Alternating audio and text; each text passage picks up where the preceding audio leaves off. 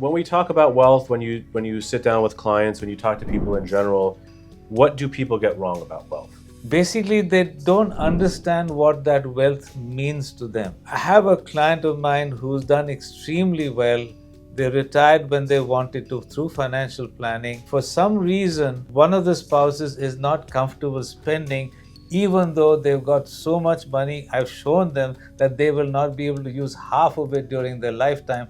But it's a question of being extremely careful of accumulating money and then not being able to use it to their advantage. So that's one set of people. The other set of people, of course, have an illusory view of how much money they need in retirement, and sometimes when they don't realize that what they've saved up could be used up in 10 years and then they're without any resources. So different people are different things there. Having a different idea of what your wealth looks like, thinking that you have more than you do, and then also the other extreme is thinking that you have less than you do and not being able to do anything about it. Correct. I also want to add, I think too, for the younger crowd, we think about wealth in terms of what we're wearing or what we're doing, the travels that we're taking. In reality, it's the ability to choose to do what we want to in life, to go out and do the activities, to spend on the things that we want to take the time off. That's real wealth. And you'll understand, as you go through life, it's not about the cars and the clothes and the money. That stuff is fun, but it's not real wealth. The real wealth is being able to use your time how you want to. Also, I would say to people, you earn money, right? And the fact is, as long as you plan ahead, set aside your resources for what you will need, whether it's for college planning, for your retirement, or whatever else you need there, then you can use the remaining amount to do the things that you like to do. Many people want, what they call satisfaction today rather than think about tomorrow. But the reality is tomorrow is going to come. It'll come faster than you think. And if you're not prepared for it, you've lost a whole lot of time and opportunity to secure yourself in your later years.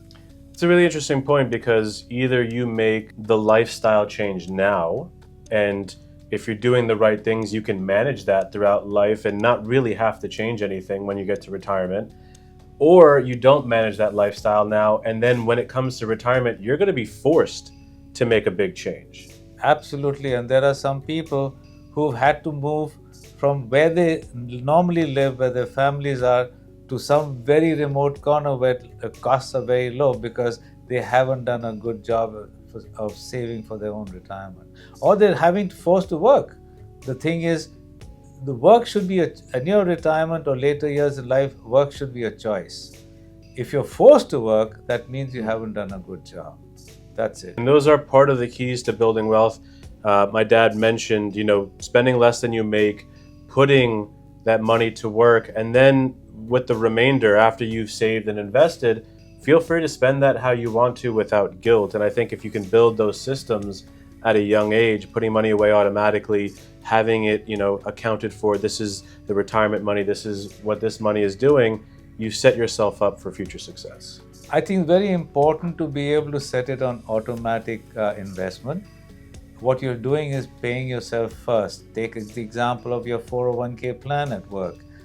A certain amount comes out of your paycheck, you don't see it in your bank account, and it goes to your investment. You set the right percentages, it grows appropriately.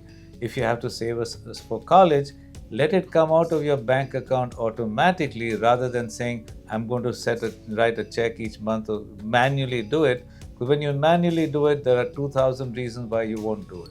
So it all has to be set up automatically, and that's why very important we say, pay yourself first means pay your future self first and then take care of your current needs. And that automation, with your 401k, there's a reason why your 401k, most people's retirement plans like that, 403b if you're a teacher, is their largest liquid asset, is because every paycheck, money is going in over years and decades. Right, and that's how you build wealth. Time in the market, time in investments, rather than, making huge chunks of contributions or just trying to time stuff.